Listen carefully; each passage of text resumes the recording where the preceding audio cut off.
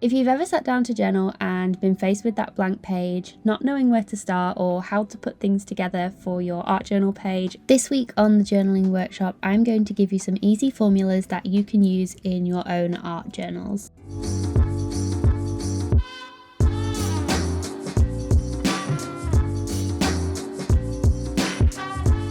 If you're new here, welcome. My name is Meg, and every week we are looking at a different art journaling topic to help you go back to basics, find that inspiration, and I'm just sharing some tips and tricks from my own journals and what I've learned along the way. So let's get started.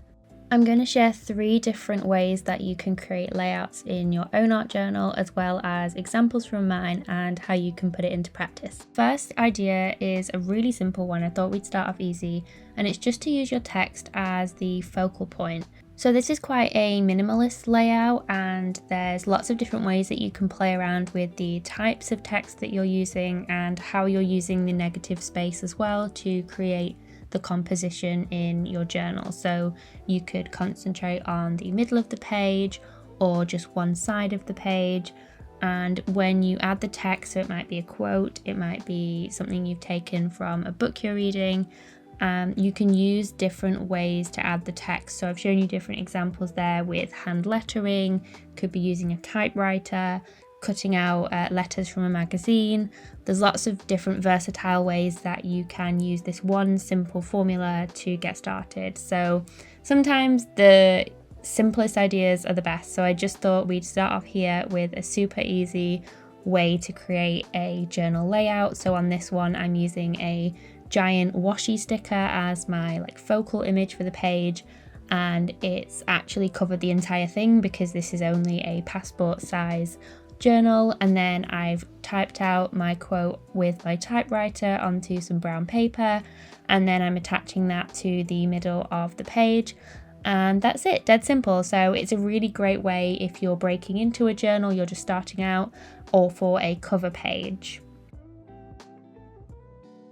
My second journal layout idea for you, and personally one of my favorites, is to do a collage layout that mixes images and texts in an interesting way. So it's almost like taking the idea from the first formula, just the simple text, and embellishing that. So there might be extra layers you can add for interest into your journal. And you can take this a step further to incorporate mixed media elements to add some texture. So you could add stickers, washi tape, and other materials to add texture and interest to your page. Stenciling and stamping are also really great ways to add hints of different details. I think the most important thing to remember for this type of journal layout is that you want to keep things in groups. So think about those layers, how you're using your background elements, your middle ground elements, and then your foreground elements. So your background elements are the larger pieces of collage, or maybe the stamping and stenciling that you're doing just on the whole background of the page. They're not the focus, they might get covered up, but they are just there to start working on top of. Your middle ground elements are slightly more detailed, so they're more of an in-between. It might be the image that you're wanting to use, and then your foreground elements are the things that are front and center. So it could be your focal image again, but it could also be the tiny little details that you add to a page. So for example, if you are layering some washi on top of a photo, on top of like a coffee dyed piece of paper. Your coffee dyed piece of paper is the background, then you've got the middle ground of the photo, and then the foreground you're adding in those extra details. So it's really handy to think about it in threes when you're layering up elements like this and kind of getting smaller the more things you're adding to the page, so that you work your way up to that detail. I find that's the easiest way to create a collagey mixed media layout that is cohesive. If you really break it down into those 3 steps and work your way through them, because if you obviously come in with a huge piece of collage sort of towards the end of the spread, you might find that it's maybe covering up elements that you wouldn't want covered up because they are your foreground elements. So that's a really easy trick that I find for creating in my art journal.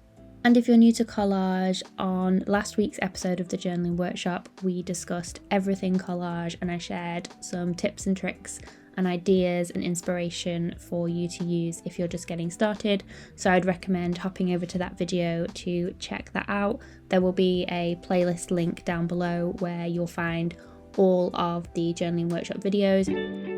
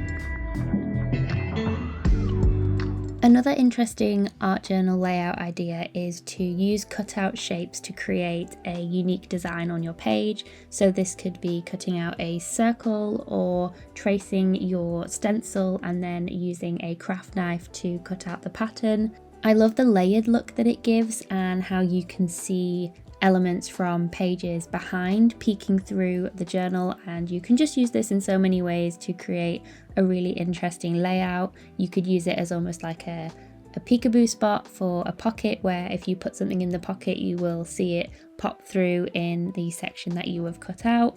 Using vellum as well is a really great way for using this. I've done a journal page I think a few times now where I've cut the circle out of vellum and then I've layered my fussy cut flower on top of it, but sort of overlapping into the section that I've cut out, just to create that interest on the page. And I just think it looks really neat when you've got something layered underneath it that shows through, and it just creates that depth to a page. You can also play around with different textures and materials to see how you can layer things up in your journal. You could do multiple pages where there are cutouts and have them sort of showing different things as you flip through the journal, playing as well with the placement. So you could have it in the middle. It could be something that's maybe even you've just cut the edge of a page to be a certain shape, like a scallop or maybe a wave, that creates a sense of movement in your journal page or draws attention to particular areas. So it's a really easy way that you can come up with different compositions and ideas in your journal, just to add some fun and some interactive elements to your page.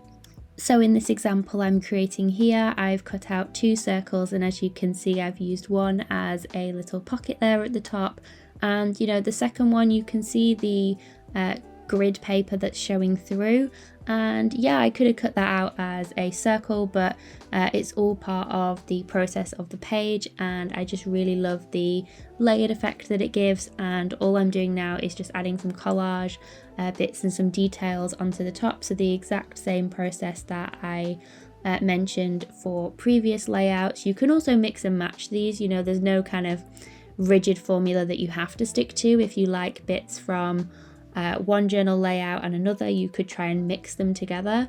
and see how they play.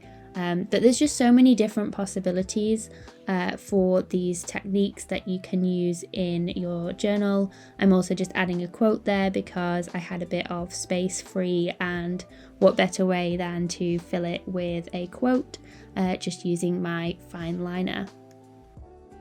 Adding interactive elements to your journal pages like pockets and tip-ins is a great way to add interest, and we will be diving into all the interactive elements in next week's episode, so be sure to join me again for another episode of the journaling workshop. As always, I hope you have a wonderful day, and I will see you guys in the next one. Bye guys!